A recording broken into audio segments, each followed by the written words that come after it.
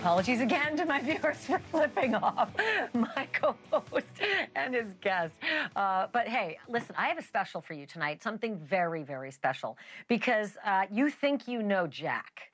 Turns out we don't know Jack. We've never known Jack. We've never known Jack the Ripper. And tonight, the full hour on all of the issues that are bubbling to the surface this week with this DNA declaration that we may have actually genealogically linked DNA from a crime scene of Jack the Ripper's to an actual guy. Look, I love science and I love forensics, but there are plenty of critics too. There's so much that I thought I knew about Jack the Ripper, about his victims, about what happened to those victims. We've had sweeping descriptions, but no deep descriptions. Tonight, fair warning, big warning. A lot of really ugly, graphic details are coming. Not only am I going to talk to you about why Jack the Ripper gripped us for 135 years, but also what he did to those women. What was being said back then about the women, about the killer, and how that community was seized in fear. The headlines are just delicious. I mean, you really do want to go through these 1888 headlines with me. That's coming in just a moment as well. I'm going to take you on a tour of the actual cobblestone streets where each of these murders happened. So this is a special edition of Banfield tonight. Let me just get into it, because there is this issue of what if we're wrong? And if we're wrong, and it hasn't been solved, that name is still out there. I'm going to go over the other possible suspects too. But if you mention the crime of the century, you might think OJ. But the 19th century, that belongs to Jack the Ripper. If you think about it, of all the serial killers that live in our nightmares, Dahmer, Zodiac, Son of Sam, H.H. Holmes, the Iceman, not one of them endured like Jack the Ripper. It's mostly because the Ripper's crimes were never solved, the Ripper himself was never found, but all that tonight might change. This week, there was earth-shattering news in the true crime community. Jack the Ripper has been unmasked. A real name has been put to the nickname. And this time, it's not just conjecture and theory, it's science, forensic science, genealogy, and cold, hard evidence. It seems a blood-stained shawl found at one of the Ripper's ghastly murders also contained male DNA, semen, presumably from the murderer. That shawl was purchased by a historian who put it through the forensic paces using genealogy. That male DNA traced forward 135 years to a great-great-grandniece of a man named Aaron Kosminski. This is a rendition. This is a mock-up of what he might have looked like. Kosminski was a 23-year-old Polish immigrant who plied his trade by day as a barber. So we know that he was quick with a blade. And as it happened, Kosminski was known to the police back then. He was even a suspect, though police could never prove he did it. But if the shawl, the blood, the DNA, and Kosminski proved to be the defining moment of this ice-cold crime, have we indeed solved the greatest true crime mystery of all time? The historian behind the revelation has spent years piecing together this puzzle, even touring devotees through the deserted streets of London's East End to walk in the footsteps of history's most vexing killer.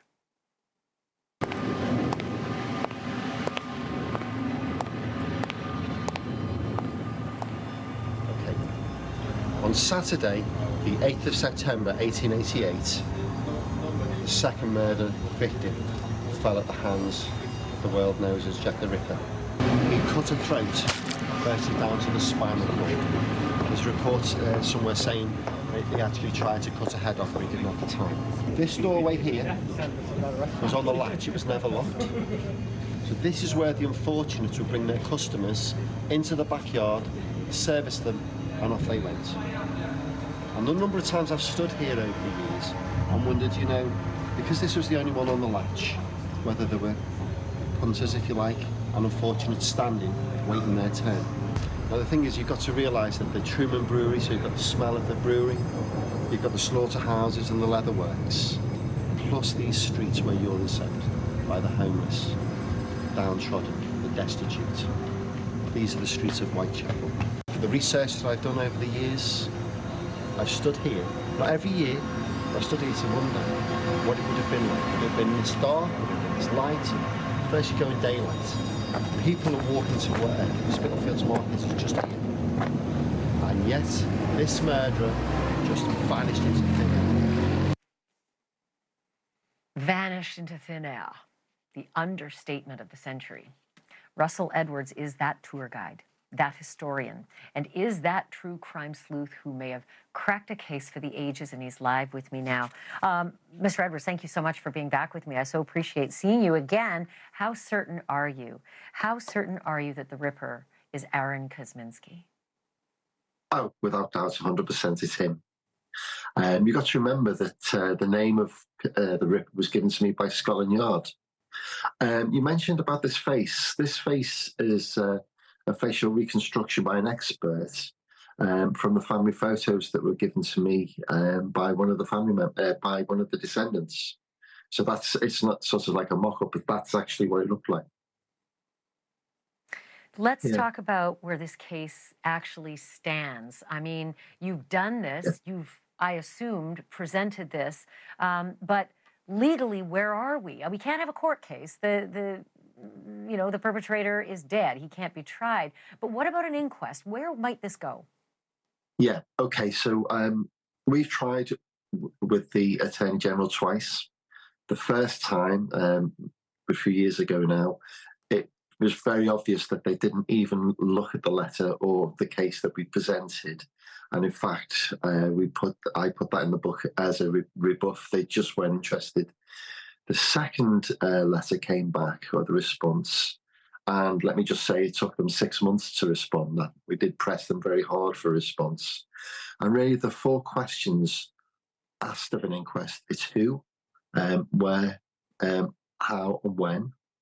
It's the how that we can look at here, how the deceased came about their death. And with that, we can actually add now with the new evidence that we've got, how it was actually Catherine Eddowes, the 4th Ripper victim, how she came by her death. And with what the evidence that we have, we can actually place Aaron Kosminski at the murder scene.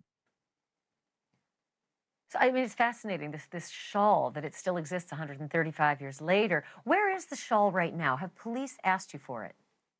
Oh, no. Do you know, the most interesting thing about this shawl is it was in the police filing cabinet for over a decade, and they actually did nothing with it down in the Crime Museum. And it was the owner, who's the great-great-grandnephew of Acting Sergeant Amos Simpson, that was actually on what's called Finian duties on the night in one of the houses at Mitre Square. And he was one of the first on the scene before PC Watkins, who officially found Catherine. And he asked if he could take the shawl away with him, as his wife was a seamstress. And again, it's a very beautiful piece of material. In fact, it's about, I would say, nearly 9 foot in length and about 2.5 foot in width, as you can see there. And he took it home for his wife. Important artifact. She wasn't Where actually is it? very. Well, that's in a bank vault in an undisclosed location, is all I can tell you. In a bank vault. So the police had it, didn't test it. Now there are all these headlines. You have tested it. Do you think that someone is going to want you to turn the shawl over for some independent testing? Not likely. They've never knocked on the door. And when we originally did this, they certainly weren't interested. It's curious that they've sort of just not bothered. Yeah, you're not kidding. Because my next question really covers that. Why has this case gripped the globe? It is not an American fascination. It's not a British fascination. It is a global fascination. There have been murderers far worse, I dare say, than Jack the Ripper. I named some of them off the top of the show. Their names are not common parlance like Jack the Ripper. Why is it? What is it about him and his crimes that just we can't let go? It's the eternal whodunit, and in fact, you've said it. It's the name, Jack the Ripper. About 70 years before these murders, there was another set of notorious murders only up the road from these, and yet no one would ever have heard of them, which is the Ratcliffe Highway murders. It's the name that carries this. It's the romance of the Victorian era. And of course, with this one, it's the whodunit. When you name other serial killers, they've all been caught. You know, this is the one that unofficially was caught, if you like, but never brought to trial. Well, also the one that got away for a century and a half. I mean, if he really is unmasked at this time. Russell Edwards, can't thank you enough. So appreciate it. And I'm loving your tour. It's going to continue throughout the rest of this special. We're going to see Russell coming up. And also, just a quick note about your book. It's called Naming Jack the Ripper, The Definitive Reveal. Thank you so much for this. Pleasure. You know, solving the case won't just mean like justice in the true sense of the word, because there's not going to be a trial. We can't lock up the madman to punish and protect, right? But solving a case means a hell of a lot to the relatives of the victims, certainly much more than it does to you and me, crime buffs and historians. Generations later, there are family members who are trying to sort out what this Jack the Ripper news really means. Relatives of Mary Ann Nichols, Annie Chapman, Elizabeth Stride, Mary Jane Kelly, and Catherine Eddowes. Catherine was murdered on September 30th, 1888. She was the daughter of a tin plate worker. She'd been put out to work at age 15. She had 3 children by a soldier whom she never married, and she suffered deeply from alcoholism. In fact, the night that she was murdered, she'd been arrested for public drunkenness. And then she was released right into the dark streets of London's East End in the middle of the night. And that is where Catherine Eddowes met her fate at the hands of Jack the Ripper. 3 generations later, Catherine's great-great-great-grandniece is trying to make sense of the news that the Ripper has finally been unmasked. And Sharon Dutton joins me now live from London. Sharon, it's great to meet you. Thank you so much for joining me. Do you believe, Sharon, that this crime has been solved? Oh, yes, definitely. I mean, you can't DNA. If that was around 135 years ago, obviously he would have been named. He'd have been caught then. But Russell has put 25 years of his life into this work to name the Ripper. And we want justice for Catherine and all the other victims. I mean, it was terrible. He didn't only murder them. He butchered these women. And I mean, Catherine, she had a bladder removed, kidney removed, and sent by post to the police. Can you imagine how her family felt hearing this terrible news? It was absolutely devastating for the family. You know, all the family and friends of Catherine. These ladies was loved. We're so many generations later. I mean, this is your great-great-great aunt. And I want to ask our director if we can go full screen with you, because I think you might have a brooch that you're wearing tonight that actually belonged to Catherine Eddowes. I mean, it's an incredible artifact that you have. I'd love to see it, and I also would love for you to tell me what the brooch means. Can we go full screen with Sharon Dutton's picture so I can see the brooch of Catherine's? It's a Victorian wishbone. Can you see it? Can you lift it a little bit? Sharon, can you lift the brooch up a little bit? It's right at the bottom of the screen. There it is. That's Catherine's. Yes, this is Catherine's. And it's been treasured from generation to generation. My mother was pregnant at the time, and she was talking about her jewellery. And she says, Sharon, this little brooch, treasure it, because it's been passed down from generation to generation. She says, it didn't only belong to your great-gran, it belonged to her gran. And my mum was never told about it. Was all kept a big secret, because my granddad didn't want the family to know, my granddad, that she was murdered by Jack the Ripper. So it was all kept a big secret. But my mum used to visit her gran very often. And my great-gran used to let things slip and tell like little bits. And my mum had got a very good idea. And my mum said to me, she says, This brooch was given by Catherine to the family who she lived with, because she was orphaned as a child, and she had to go and live with her uncle and aunt, which is my bloodline of the family. And she lived there, and she was like a daughter to them, and she was like a sister, not a cousin, to her cousins. And she gave this brooch Sharon, when she left to carry on with her life.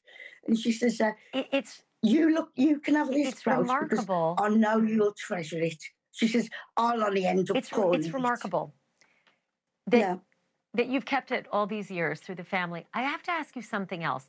The way that this case, if it indeed is solved, has been solved through the other side, right? Through Aaron Kosminski's great-great-grand-niece. And I wondered if you would ever want to meet her and talk about what this has meant for both of you. Well, yes, it would be very interesting. I believe his family was a bit upset about the findings. But to me, it's history. It's one of the important, the most famous crimes of all time. And so I was fascinated by the story. But it isn't only a couple of generations that it affected. It's sort even me as a child, I used to have nightmares from little bits that I obviously had heard me nan talk about with a sister. And I shouldn't have been listening. And I used to have nightmares as a child. So even me, 135 years later, when I was a child, I suffered. Wow. Sharon, I can't tell you how much I appreciate you telling us this story, especially since it's the middle of the night where you are in London right now. I'd love to continue our conversation because I still think there's a lot more, especially if there's an inquest. I want to know, how you process this as the story progresses. Thank you again for doing this. I really appreciate it. Pleasure. Thank you. Unbelievable. Sharon Dutton wearing the brooch of one of Jack the Ripper's victims, Catherine Eddowes. Again, her great-great-great-aunt. Amazing. There's just so much more to say about Jack the Ripper and his century-long reign of terror. While his name continues to strike fear in the hearts of people worldwide, it is remarkable how much information people actually don't know about this infamous legend. How many victims? How were they found? And the morbid things that the murderer did and took with him. Those details are next. The atrocities of Annie were worse than they were for Pop. He cut her throat, virtually down to the spine of the neck. There's reports somewhere saying that he actually tried to cut her head off, but he didn't have the time. He then took his knife and he cut the front flap of skin from a rib cage right down past the pubes, and he laid it out to the side of her body. He then cut out the intestines and placed them over the shoulder. He took the uterus, he cut it out and took it with him. And finally, she had some brass rings on her finger, and he wrenched them off, quite literally as if that wasn't a human being whatsoever. Now, she had a black eye. And everybody assumed initially that the Ripper had done that to her. In fact, one of her friends came forward and said, you know what, I gave that to Dark Annie. We got into a fight. Have a guess what they had a fist fight over? The custody. No, worse. Bar of soap.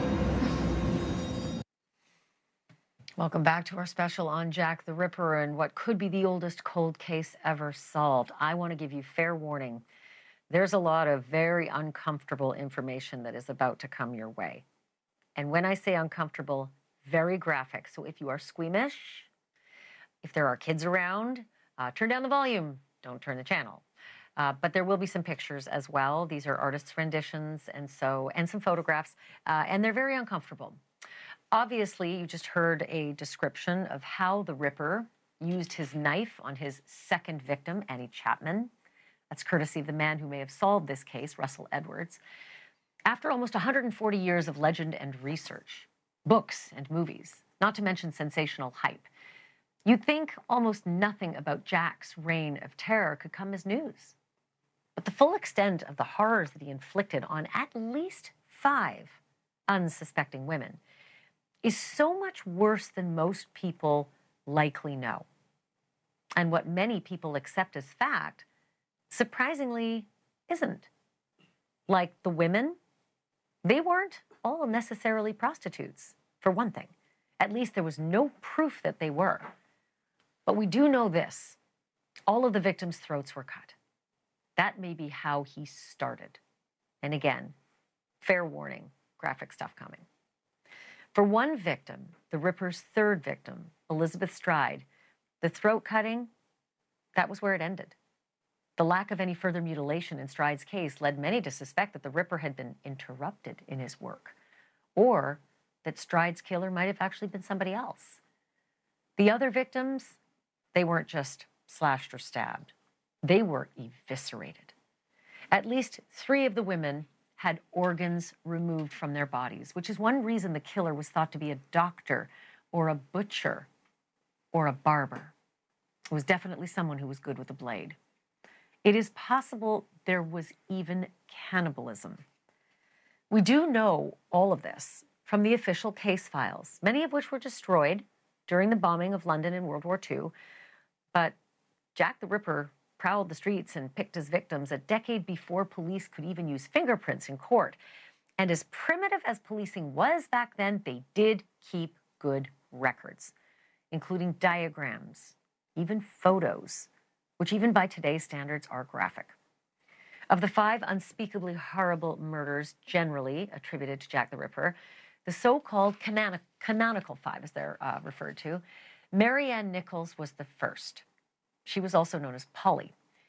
Even before the Ripper was a name to be known and feared, Mary Ann's death cast a grim light on the Dickensian conditions and the crime in London's East End. Polly was lying on the ground with her left hand touching the gate. Her bonnet was next to her right hand. Her skirts were rumpled just above her knees.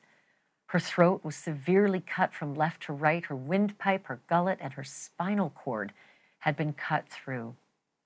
The abdomen had been cut open from the center of the bottom of her ribs. Her stomach coating was cut in several pieces. There were 2 small stabs on her private parts. Her eyes were wide open and glassy. The Ripper's 2nd known victim was Annie Chapman, known as Dark Annie. And again, fair warning here. Around 6 a.m. on the 8th of September in 1888, Annie was found on her back, with her feet flat on the ground, her legs bent. Her dress was pushed above her knees. Her left arm was across her left breast. Her right arm was at her side. Her earlobe was cut. Her limbs were not yet completely stiff, but rigor mortis was starting to set in.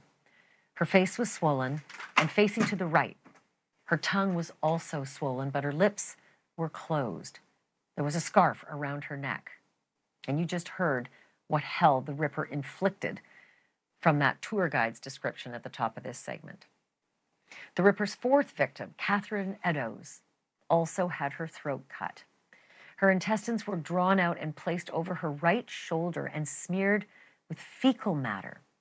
Another piece of her intestines placed between her left arm and her body. Her body was actually quite warm when they found her. Rigor mortis had not yet started. Her eyelids had been cut. The tip of her nose was detached. One of her earlobes was missing. And the killer carved inverted V's on both of her cheeks.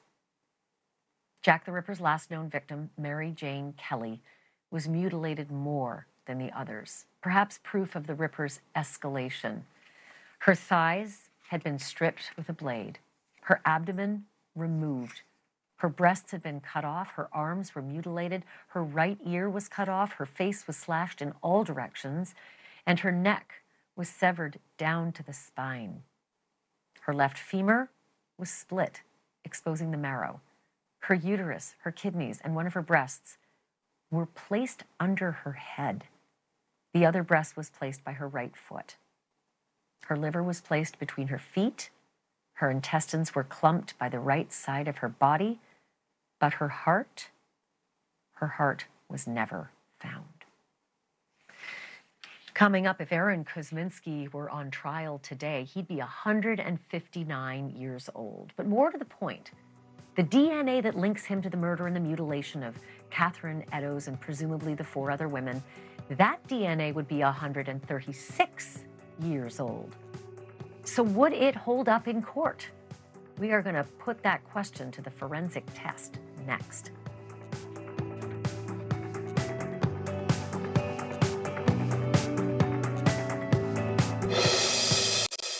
The last day of Polly's life, she spent in that building right there.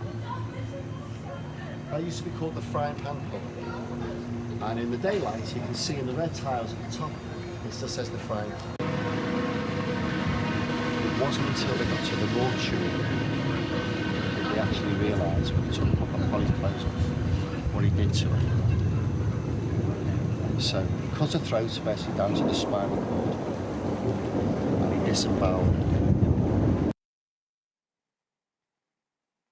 That again was Jack the Ripper historian Russell Edwards, who believes he can finally deliver justice to Mary Ann Nichols and the other victims. But you and I have seen our fair share of slam dunk cases that fall apart in court. There was male DNA found on that shawl beside Catherine Eddowes' butchered body, but this many years later, would that DNA evidence hold up in court? Would a jury agree that the DNA belonged to an immigrant barber named Aaron Kosminski? And in 2025, would they convict him of being Jack the Ripper? I want to bring in Jarrett Ambeau. He's a criminal defense attorney and court-qualified forensic DNA interpretation expert. Great to have you on this special, Jarrett. I think that with all of the critics and naysayers who've sort of weighed in on this revelation this week, I had to get sort of down to the granular with you. Talk to me about your overall thoughts, first of all, on what we've heard about the shawl, the DNA, the testing, and then the genealogical link to a relative. Well, I mean, I have to say my first thought was excitement, right? I mean, some possibility that some people would have answers, even generations later, even just interested parties, people who enjoy the true crime genre, would have some idea of who actually committed these crimes. It's an exciting thing, right? The thought of, and when I read the news reports, I thought, it's a 100% match. I mean, my sort of red flags went off, but I thought, wow, this is really amazing. I wanted to also get granular and figure out just what they had found. You know, what kind of DNA had they used? What did they find? Where did they find it? What was the connection? And so, you know, after your call earlier, I decided to really take a look at this and see what was going on in the case. Okay, so give me your summary. What'd you find out? And then did you change how you felt about this miraculous news? Yeah, I mean, not to blow the punchline, but yes. So the DNA used here is what's called mitochondrial DNA. It's a much smaller strand than the regular nuclear DNA we use to identify people. And as such, just right off the bat, it doesn't have the kind of power to identify someone individually that nuclear DNA has, or cellular DNA. This is DNA from a small organelle that's inside the cell, and the DNA strand is much, much smaller. We have the second problem of the fact that this DNA is degraded over years, right? DNA degrades in the environment when it interacts with oxygen, sunlight, heat. And so the strands of DNA that were measured in this particular case, they'd never been measured before in this manner. So they were very small strands, about 100 base pairs, compared to millions and millions and millions of base pairs normally. And so hundreds of base pairs long. And having not ever been compared before, there's no real statistical analysis on how rare they are, how much they occur in everyone's mitochondrial DNA, or everyone in that area in England and London. And so finding a few matches on a few of these sites, and in fact, in this particular case, 7 out of 9 sites, gives you some information, but it's not nearly enough information to say with any kind of certainty that this is the man that is Jack the Ripper. I mean, it is a mile from saying anything like that. And the degradation, 135 years, you know, obviously this wasn't kept in an ice chest. It wasn't kept in serene conditions. It was thrown in the police lockup, eventually was out to auction. and in history houses. So chain of custody, for one, I could see a good defense lawyer winning it on that alone. But the degradation I'm concerned about. However, you know, in the Brian Kohberger case, you've got a tiny, tiny little specimen of DNA that was sent down to Othram Labs in Texas. They were able to, I don't know the science, but develop it out into a sample that was, you know, robust enough for genealogical tracing. And I wonder if the same thing could happen here, or are we at a level with mitochondrial DNA that doesn't really pass that sniff test? Yeah, this is apples to oranges. Nuclear DNA, you can develop a full nuclear profile, full DNA profile, or an identification profile today from a single cell. A single cell's worth of DNA. I mean, the kits that are used in labs today are unbelievably precise and unbelievably sensitive as to being able to extrapolate a full DNA profile from one or two or three, just a handful of cells. Mitochondrial DNA is a completely different matter, because not only is it a much smaller DNA molecule, which is why it's still here, right? Which is why it's not quite as degraded. The pieces of it are still able to be measured at the small level. But unfortunately, mitochondrial DNA is shared by everyone in the matrilineal line. So every mother to daughter, to daughter, to daughter, all the sisters, all of their daughters, and all the sisters at every generation and their daughters at every generation. And so there are a tremendous number of people. And in fact, the statistical use, the frequency used to say that this particular man matched, quote unquote, matched or was concordant with 7 of 9 locations they tested, still only turned out to be about 2% of the population of people in London at the time. So 2% of the population of the people in London would not have been excluded as a possible contributor to these possible small fragments of possible mitochondrial DNA left on an item that you indicated a moment ago traded hands over and over again between owners, between different custodians in different places, in museums and personal homes and collections, and down through family members. And so there's another assertion inside this analysis that says, well, we found new DNA, or DNA that was complete, that we can decide was the last owner's DNA, and then we found some old DNA that was degraded and incomplete, and that must be the historical DNA. But what about all the other people that touched this item in the 137 years between the date of the murder and the date it was tested? The information just isn't there in the science to be able to show exactly when the DNA was deposited and by whom. So I only have time for a one-word answer, but I think I know what it is. This would or would not stand up in court? It would not. I had a feeling that's what you were going to say. Jarrett Ambeau, I'm so appreciative of your wisdom. Man, you are a smart cookie. Thank you so much for being here on the Friday Night Special. Thank you for having me. Good night. So fascinating, isn't it? But if not Kosminski, then who else? Who else was on the radar at Scotland Yard 100 years ago? Well, it turns out they had plenty of suspects, some much closer to the victims than you would think. We've got the Rogues Gallery lined up for you in just a moment. But first, Jack the Ripper's story has been told in thousands of books and dozens of movies. Even Johnny Depp took a turn.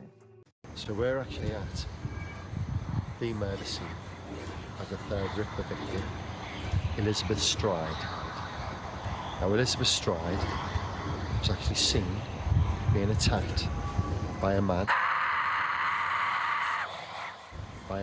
described between 5'5" and 5'7", broad shoulders, foreign, which meant Jewish, dark hair, dark moustache.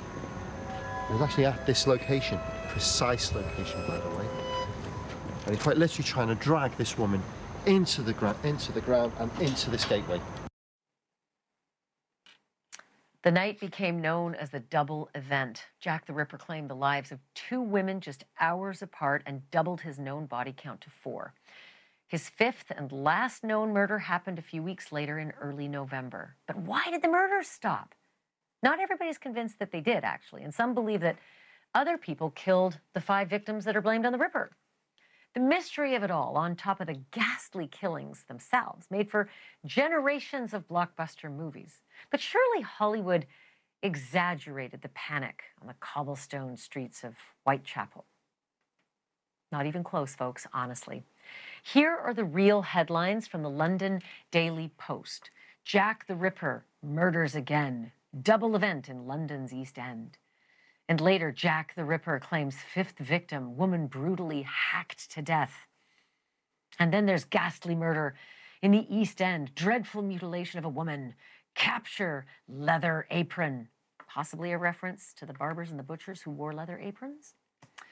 And then this in the London Evening News, the horror in Whitechapel grows, Jack the Ripper butchers two more women.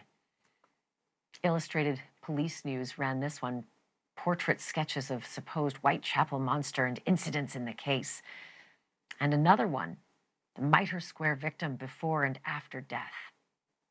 And right below that, sketches of the fiendish work of the monster of Whitechapel, his 6 crimes. Which maybe answers my question as to why he decided to hang up his knife. Maybe, just maybe, the heat was too much. Or maybe he was caught for something else. Because we do know that Aaron Kosminski, at least, spent the rest of his life locked up in what they called back then a lunatic asylum. So is the most famous cold case in the world really solved? Because if it's not, it's closer than it's ever been in 137 years.